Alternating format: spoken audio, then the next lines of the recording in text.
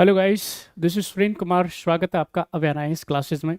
Guys, आज के video lecture में हम लोग हमारी जो कल की कक्षा थी हम उसी को आगे बढ़ाएंगे। हमने लास्ट की जो कक्षा में डिस्कस किया था वो हमने मॉडर्न आर्किटेक्चर के बारे में डिस्कस किया था। और मॉडर्न आर्किटेक्चर को हमने गाइस डिस्कस किया था दो पार्ट में बांट करके, यानी टू पार्ट्स में हमने इसको डिवाइड किया था।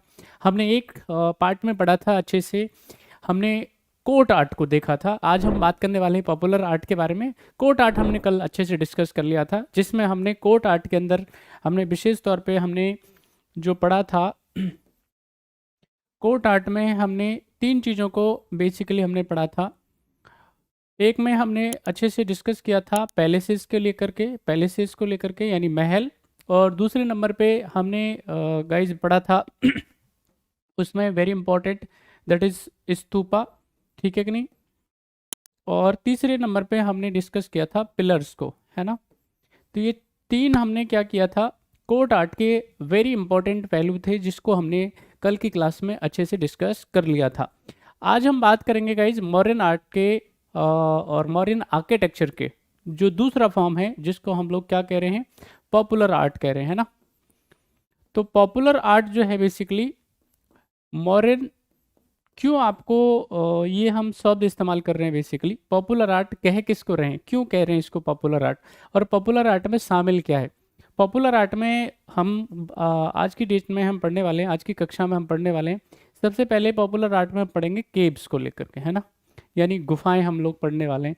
गुफाओं के बाद में हम पॉपुलर आर्ट में पढ़ने वाले हैं स्कल्पचर को पढ़ने वाले हैं, राइट। मैं सामने लिख देता हूँ अगर आपको नहीं दिखाई दे रहा है तो। पॉपुलर आर्ट में हम लोग तीन चीज़ों को पढ़ने वाले हैं, ठीक है। और ये पॉपुलर आर्ट के जो तीन एलिमेंट होंगे उसमें पहले नंबर पे हम लोग अभी डिस्कस करने वाले हैं very important that is caves. और दूसरे नंबर पे हम लोग डिस्कस करने वाले हैं केव्स के बाद में स्कल्पचर को, ठीक है। और स्कल्पचर के बाद में हम लोग तीसरे नंबर पे पढ़ेंगे दैट इज पॉटरी, है ना, ठीक है। अब हम जब इसको ऐसे देखते हैं, इसको ऐसे पढ़ते हैं कि पॉपुलर आर्ट, है ना, प्रसिद्ध जिसको हम क्या कह सकते हैं, या बहुत ज़्यादा बहुप्रचलित जिसको ज़्यादातर लोग क्या कर रहे हो, पसंद कर रहे हो, तो इसको हम क्या कहते हैं, पॉपुलर। अब यहाँ पे फेमस पॉपुलर आर्ट क्यों इसका नाम रखा गया है, क्योंकि जब हमने आपको लास्ट क्लास में बताया कोर्ट आर्ट को मौर्यन जो रूलर्स हैं, मौर्यन जो राजा हैं, है ना, उन्होंने इसको पैट्रोनाइज किया था, उन्होंने उनको आर्थिक मदद करी थी, उन्होंने उनको क्या किया था, हेल्प करा था। तो उनकी यानी कि राजा की या फिर रूलर्स की मदद से, पैट्रोनेज से जो आर्ट डेवलप हुई उसको हमने नाम दिया कोर्ट आर्ट। और जब हम बात करेंगे पॉपुलर आर्ट के बारे में तो यहाँ पे पॉपुलर आर्ट का मतलब होता है, क्योंकि इस आर्ट को क्या है, सामान्य लोगों ने, सामान्य मानविकी ने क्या किया है, इसको पैट्रोनाइज करने का काम किया। यानी ये जो कला है बेसिकली जन समर्थन से क्या है, डेवलप हुई, जन समर्थन से ये क्या होती है, आगे बढ़ती है, इसलिए इसको नाम क्या दिया जाता है, पॉपुलर आर्ट। अब पॉपुलर आर्ट में हम जो पढ़ते हैं बेसिकली पहले नंबर पे पढ़ते हैं केव्स, ठीक है कि नहीं, दूसरे नंबर पे हम लोग पढ़ते हैं स्कल्पचर्स, और तीसरे नंबर पे हम लोग पढ़ने वाले हैं पॉटरीज के बारे में। अब यहाँ पे जब हम बात करेंगे किसके बारे में, हमारा केव्स के बारे में, ठीक है। जब हम गुफाओं के बारे में बात करेंगे, ये बहुत ही इम्पोर्टेंट टॉपिक है, और बार बार यहाँ से गाइस अलग अलग एग्जामों में क्या है, सवाल पूछे जाते हैं। आप कोई भी एग्जाम दो, हर जगह पे यहाँ से सवाल आपसे बनते हैं। तो केव्स जब हम पढ़ने बैठे, ठीक है कि नहीं, गुफाओं के बारे में जब हम बात करेंगे, कब, मौर्यन पीरियड के बारे में, तो आपको एक जो सबसे खास याद रखना है बात को, वो है ये जो केव्स होती थी वो कैसी होती थी, रॉक कट केव कहा जाता था इनको। अब रॉक कट का मतलब क्या होता है, रॉक कट का मतलब होता है जो सॉलिड रॉक है, यानी कि जो कठोर चट्टान है बेसिकली, उसी को काट करके, उसी को उत्कीर्ण करके क्या किया जाता था, ये जो कैव्स हैं, ये जो गुफाएं बेसिकली ये बनाई जाती थी, राइट। मौर्यन पीरियड में जब हम बात करेंगे इन गुफाओं के बारे में, तो मौर्यन पीरियड के अंदर दो बेसिकली जो इम्पोर्टेंट गुफाएं हैं, केव्स हैं, वो बहुत चर्चा में हैं, बहुत फेमस हैं, और सबसे पुरानी भी ये कही जाती है, यानी कि एक है बराबर केव, ठीक है कि नहीं। जो बराबर केव है बेसिकली वो सबसे ज़्यादा पुरानी है, फेमस है। दूसरी एक और यहाँ पे हम बात करेंगे केव के बारे में, वो है नागार्जुनी। जो नागार्जुनी केव है बेसिकली बराबर केव है, ये कहाँ पे है आज की डेट में, बिहार के अंदर है। ठीक है, अगर हम बात करें इनके क्रिएशन के बारे में, इनको कब लगभग संभवतः बनाया गया होगा, तो अलग अलग जगह पे इनकी जो डेट्स मिलेंगी आपको, वो अलग अलग किताबों में जगह पर दे करके रखी हुई है, लेकिन आपको इसकी जो डेट है बेसिकली वो 322 से लेकर के 185 के आसपास BCE। ठीक है कि नहीं, यहां तक क्या है बेसिकली इनके निर्माण का ये काल है बेसिकली। अब इनको बनवाया किसने था, यहां पे देखेंगे कि अशोका का जो है, अशोका का ग्रैंड सन है, उसका पौत्र है बेसिकली, जिसका नाम है दशरथ। तो दशरथ ने क्या है इन केव्स को क्या है बनवाने का काम किया। अब यहाँ पे एक और इंटरेस्टिंग जो पॉइंट है वो ये है कि यहाँ पे आप देखेंगे दशरथ, ये जो दशरथ इनको बनवा रहा है बेसिकली, अब ये जो केव्स हैं इनका यूज क्या था, इनका इंपॉर्टेंस क्या था। तो इनको सबसे पहले जो केव्स हैं बेसिकली उनको आजीवकों के लिए दान में दिया जाता है। आजीवक, आजीवक जब हम बात करेंगे किसके बारे में, ये क्या है एक संप्रदाय है जो नॉर्दर्न इंडिया में क्या है बुद्धिज्म और जैनिज्म के साथ ही क्या होता है इमर्ज होता है। बुद्धिज्म और जैनिज्म के साथ में इमर्ज होता है आजीवक संप्रदाय, लेकिन उसको क्योंकि कोई रूलर्स पैट्रोनेज नहीं मिलता है, शासकों का किसी तरह का इसको कोई समर्थन नहीं मिलता है जितना कि बुद्धिज्म और जैनिज्म को मिलता है, तो इसके बाद ये क्या हो जाता है विलुप्त हो जाता है, यानी इसका इंपॉर्टेंस खत्म हो जाता है।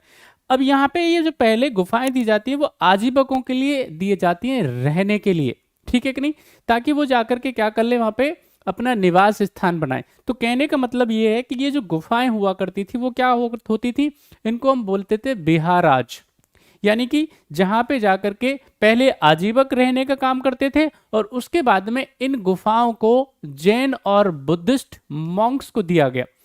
बुद्धिस्ट मॉन्क को जब दिया गया तो ये और ज्यादा क्या है बेसिकली चर्चा में आई, और ज्यादा ये फेमस हो गई, इसलिए इनको अंत तक क्या कहा गया, इनको कहा गया बुद्धिस्ट मॉनेस्ट्री। तो बुद्धिस्ट मॉनेस्ट्री के तौर पे ये क्या है बेसिकली जो गुफाएं हैं वो क्या होती हैं ज्यादा प्रचलित हो जाती हैं। और इसीलिए गाइज यहाँ पे जब हम बात करेंगे इनके निर्माण के बारे में, जब हम बात करते हैं किसके, जो रॉक गट्स के निर्माण के बारे में, ये केव्स के निर्माण के बारे में, तो यहाँ पे क्या है जब तक इनमें जब तक इसमें बुद्धिस्ट मॉनेस्ट्री इसको नहीं अनाउंस करा गया था, जब तक बुद्धिस्ट रेगुलरली यहाँ पे रहने के लिए नहीं आते थे, तब तक इसमें क्या है उतना शार्पनेस नहीं थी। लेकिन जब आप देखेंगे इसमें जब बुद्धिस्ट रहना स्टार्ट कर देते हैं तो इसमें क्या है डेकोरेशन जबरदस्त इसमें बढ़ जाता है, इसमें शार्पनेस बढ़ जाती है, इसमें जो लस्ट्रसनेस है वो क्या है बढ़ जाती है। मैं आपको यहाँ पे ये क्या है बराबर केव का एक क्या है चित्र है, अगर आप देख पा रहे हो तो यहाँ पे आप देखेंगे कि ये इसका जो गेट है बेसिकली केव का है ना, अगर आपको दिखाई दे रहा हो, अगर आप इसको देख पा रहे हो तो ये क्या है नागार्जुनी केव का क्या है, ये सॉरी बराबर केव का क्या है बेसिकली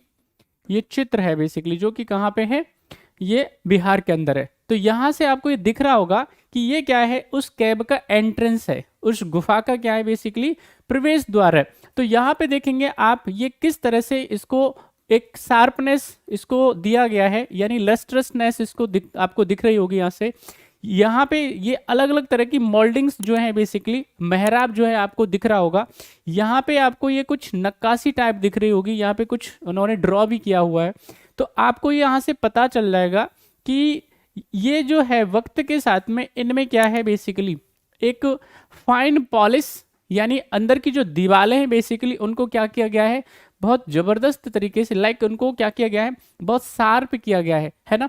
जैसे हम आज की डेट में क्या करते हैं अपने घर मकानों पे पॉलिश करते हैं बेसिकली, उसी प्रकार से उनको अच्छा किया गया है अंदर से, ताकि उसमें किसी तरह के इंसेक्टिसाइड्स है ना, किसी तरह का कोई पानी या और कोई लाइक आर्द्रता जैसी सिचुएशन अंदर ना हो, ताकि जितने भी जो बुद्धिस्ट मॉन्क है वो आराम से वहां पे उस गुफा के अंदर क्या करें रह सके बेसिकली। तो ये आपको ये जो चित्र है ये फिगर है वो किसकी है बेसिकली, वो है जो बिहार के अंदर बराबर क्या है उसका ये पिक्चर है बेसिकली। तो ध्यान रखेंगे सारे बच्चे कि ये जो गुफाएं हैं बेसिकली वो क्या काम आ रही थी, ये जो जैन बुद्ध और जो आजीवक संप्रदाय के लोग हैं, मॉन्क्स हैं, उनके रहने के स्थान हुआ करते थे। इनको हम लोग क्या कहते हैं, विहारा कहा जाता है। इनको ध्यान रखें आप।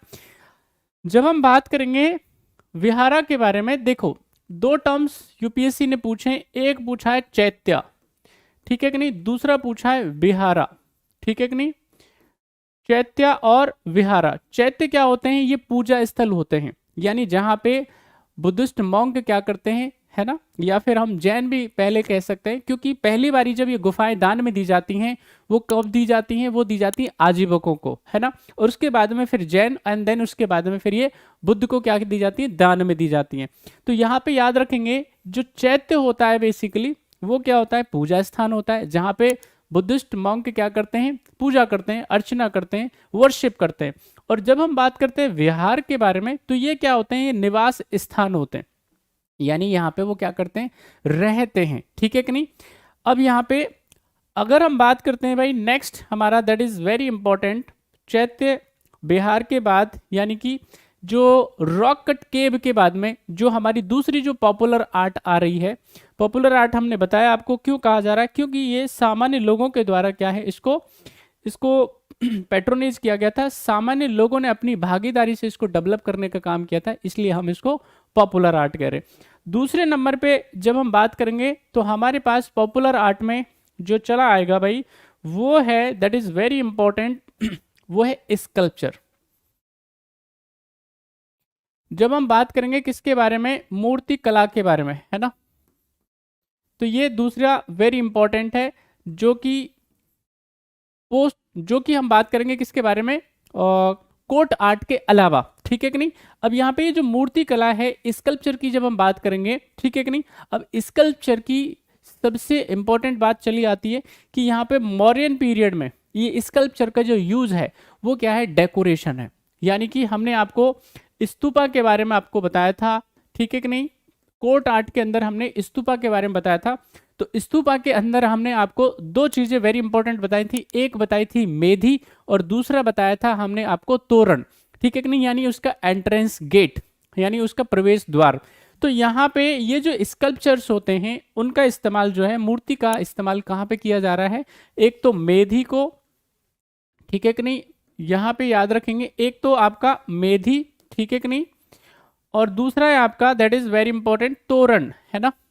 तो मेधी और तोरण को क्या करने के लिए, डेकोरेट करने के लिए, है ना, उसको सुंदर बनाने के लिए, उसको अट्रैक्टिव बनाने के लिए, उसको और अच्छा दिखाने के लिए क्या किया जाता था, ये जो स्कल्पचर्स हैं उनका क्या किया जाता था, इस्तेमाल किया जाता था, ठीक है कि नहीं। अब यहाँ पे ये जो स्कल्पचर हैं वो आपको मौर्यन पीरियड में जो मिलेंगी, सबसे ज्यादा फेमस हैं वो स्कल्पचर मिलेंगी आपको, ध्यान रखें दो, एक है इसमें यक्षी, है ना, एक जो स्कल्पचर मिलेगी आपको यक्षी की मिलेगी, ठीक है कि नहीं। हम इसको कई बार क्या बोलते हैं, यक्षिणी भी बोलते हैं, है ना, यक्षिणी भी, इसको क्या है, यक्ष यक्षिणी, आपने अगर सुना हो तो यक्ष प्रश्न, यानी वेरी इंपॉर्टेंट महत्वपूर्ण प्रश्न, ऐसे सुना होगा आपने कहीं पे। तो दूसरा है आपके पास में यक्षी और एक है आपके पास में यक्ष, ठीक है कि नहीं। तो यहाँ पे दो क्या मिलेंगे आपको, स्कल्पचर्स मिलेंगे, यक्ष और यक्षिणी की, ये सबसे ज्यादा फेमस है। अब ये यक्ष और यक्षिणी जो है बेसिकली भाई, इन यक्ष और यक्षिणी को तीनों धर्मों में क्या किया जा रहा है, सम्मान दिया जा रहा है, इनकी वर्शिप करी जा रही है। तीनों धर्म का मतलब हम बात करेंगे किसके बारे में, उस टाइम के बुद्धिज्म के बारे में, जैनिज्म के बारे में, और हिंदुज्म तो है ही, ठीक है कि नहीं। तो हिंदुज्म, बुद्धिज्म और जैनिज्म तीनों ही ये क्या करते हैं, समान रूप से यक्ष और यक्षिणी का इसमें क्या है, महत्वपूर्ण योगदान है। हर जगह पे क्या है, हर जगह पे यक्ष और यक्षिणी को क्या किया जा रहा है, वरीयता दी जा रही है, उनको सम्मान दिया जा रहा है और उनकी वर्शिप करी जा रही है। लेकिन हम यदि बात करेंगे किसके बारे में, जैनिज्म के बारे में, तो जैनिज्म में हमने आपको बताया था 24 तीर्थंकर हुए, और उन 24 के 24 जो तीर्थंकर हैं, 24 जो तीर्थंकर आज हैं, उन हर एक तीर्थंकर का संबंध, हर एक तीर्थंकर का कोई रिलेशन एक यक्ष के साथ में या यक्षी के साथ में ये पाया गया है। इस तरह की हमने आपको चर्चा में बताया था। अब यहाँ पे गाइज यक्ष के बारे में, यक्षिणी के बारे में जो पहली चर्चा मिलती है वो एक तमिल ग्रंथ है, एक तमिल ग्रंथ है, बहुत ही इंपॉर्टेंट ग्रंथ है, आपने सुना होगा, उसके बारे में हमने बताया भी था आपको। उसका नाम है शिल्पाधिकारम। ये एक तमिल ग्रंथ है बेसिकली, शिल्पाधिकारम। ठीक है, आपको दिख रहा होगा यहाँ पे। इसको राइट करने का काम करते हैं, इसको लिखने का काम करते हैं ये, अगर हम बात करेंगे तमिल भाषा के महान ग्रंथों में से, या हम इसको महाकाव्य कहते हैं, है ना। जब तमिल ग्रंथों की बात करेंगे तो तमिल ग्रंथों में का ये क्या है, महाकाव्य है ना, इससे ऊपर कोई नहीं है। इसका मतलब यहाँ पे इसके जो कंपोजर हैं, इसके जो प्रणेता हैं, जिन्होंने इसको लिखने का काम किया है, उनका नाम है उनका नाम है इलांगो आदिगल। ठीक है,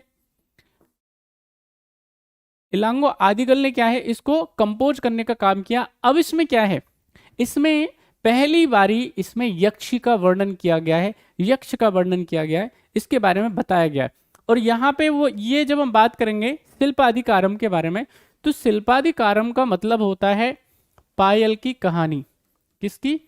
पायल की कहानी, यानी एक जिसको हम पायल कहते हैं, उसकी ये क्या है, स्टोरी है बेसिकली शिल्पाधिकारम। अब इसमें क्या है, कैरेक्टर हैं, इसमें नायक नायिका हैं, ठीक है कि नहीं। अब यहाँ पे गाइज अगर हम बात करेंगे किसके बारे में, नायक के बारे में, तो नायक कौन है, यहाँ पे शिल्पाधिकारम का जो नायक है बेसिकली, ठीक है नहीं, शिल्पाधिकारम का जो नायक है वो है कोबलन। ये क्या है, कोबलन क्या है, राजा है, ठीक है कि नहीं। और इनकी जो पत्नी है, कोबलन की पत्नी का नाम है, उसका नाम है कन्नगी, है ना। कोबलन की पत्नी का नाम क्या है, कन्नगी, ये रानी है बेसिकली, ठीक है कि नहीं। और ये क्या कर रहे हैं, आराम से राज्य कर रहे हैं, है ना, सुख भोगने का काम कर रहे हैं। लेकिन किसी भी श्राप की वजह से, है ना, अलग अलग चीजें हैं हम पढ़ते हैं। तो यहाँ पे क्या है, ये जो कोबलन है बेसिकली, इसका जो प्रेम है वो हो जाता है एक माधवी नाम की डांसर से। एक माधवी नाम की क्या है, नृत्यांगना है, उससे क्या हो जाता है, कोबलन का प्रेम हो जाता है।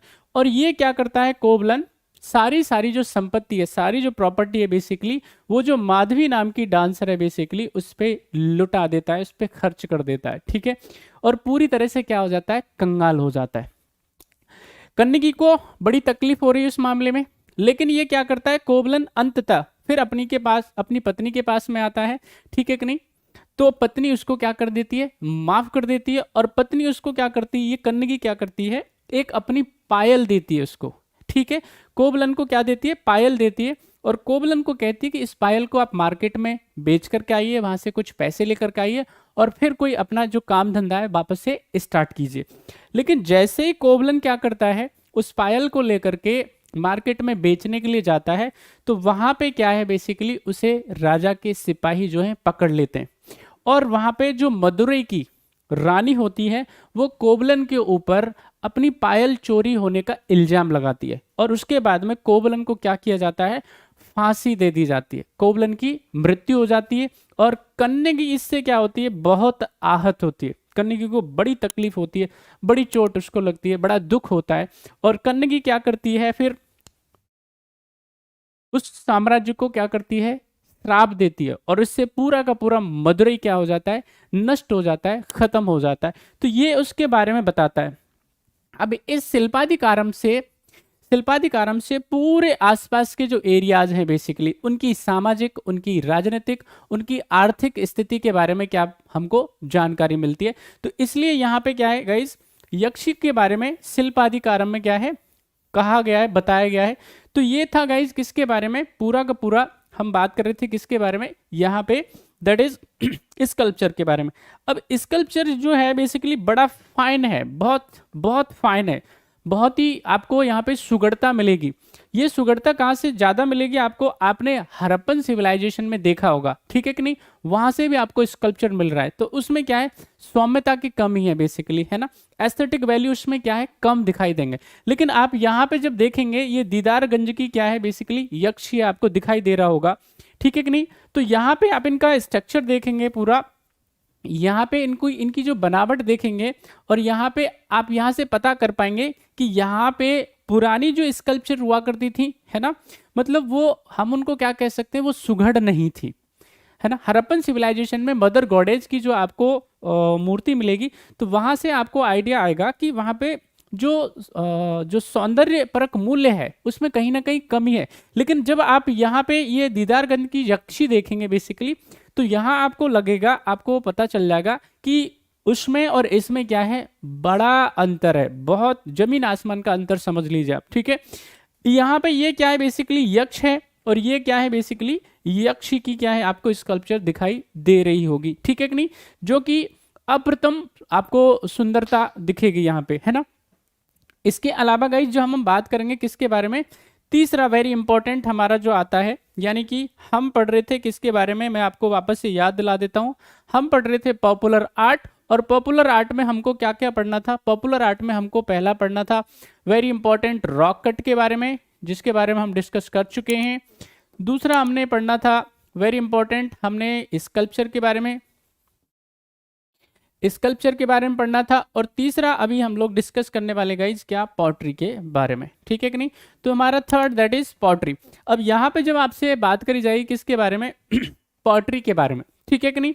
तो ये यूपीएससी और अन्य एग्जामों में कई जगह पे पूछा गया है। तो ये जो पॉटरी है बेसिकली, ठीक है कि नहीं, यहाँ पे याद रखेंगे इसको बोलते हैं हम लोग नॉर्दर्न ब्लैक पॉलिश्ड वेयर। ये NPW यूपीएससी एग्जामिनेशन में पूछा जा चुका है। N ध्यान रखेंगे आप, देन उसके बाद में B and P और देन W, यानी नॉर्दर्न ब्लैक पॉलिश्ड वेयर, ठीक है कि नहीं। वापस से मैं लिख देता हूं उधर, नॉर्दर्न ब्लैक पॉलिश्ड और वेयर।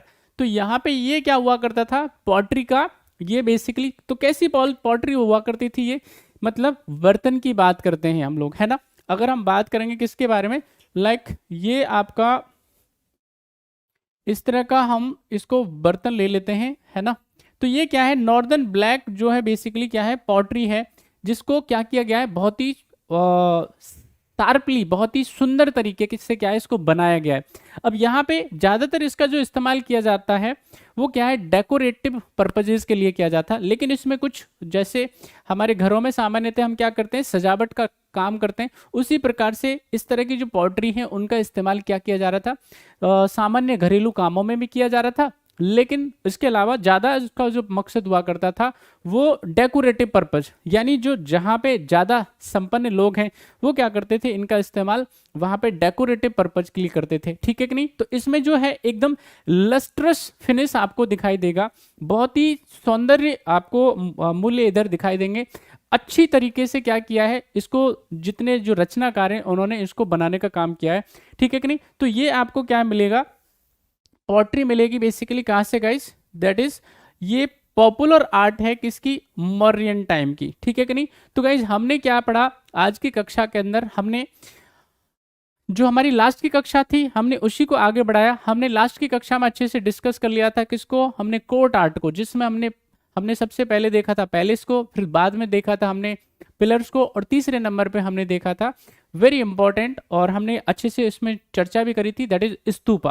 तो तीनों को हमने अच्छे से डिस्कस कर लिया था। और आज की जो कक्षा है बेसिकली हमने उसमें क्या किया है, हमने पॉपुलर आर्ट, जिसको सामान्य लोगों ने क्या किया था, पैट्रोनाइज करने का काम किया था, सामान्य लोगों ने उसको ऊंचाई पे ले जाने का काम किया था। और हमने इसके अंदर देखा, सबसे पहले रॉक कट को डिस्कस किया, देन रॉक कट के बाद में हमने वेरी इंपॉर्टेंट स्कल्पचर को डिस्कस किया, एंड देन उसके बाद में हमने पॉटरी को डिस्कस किया। अब जाकर के इसको एक बारी देख लीजिएगा, राइट, जहां पे आपको चीजें क्लियर नहीं होती हैं पूछ लीजिएगा, पढ़ाई कीजिए, अपना ध्यान रखिए। Thank you so much.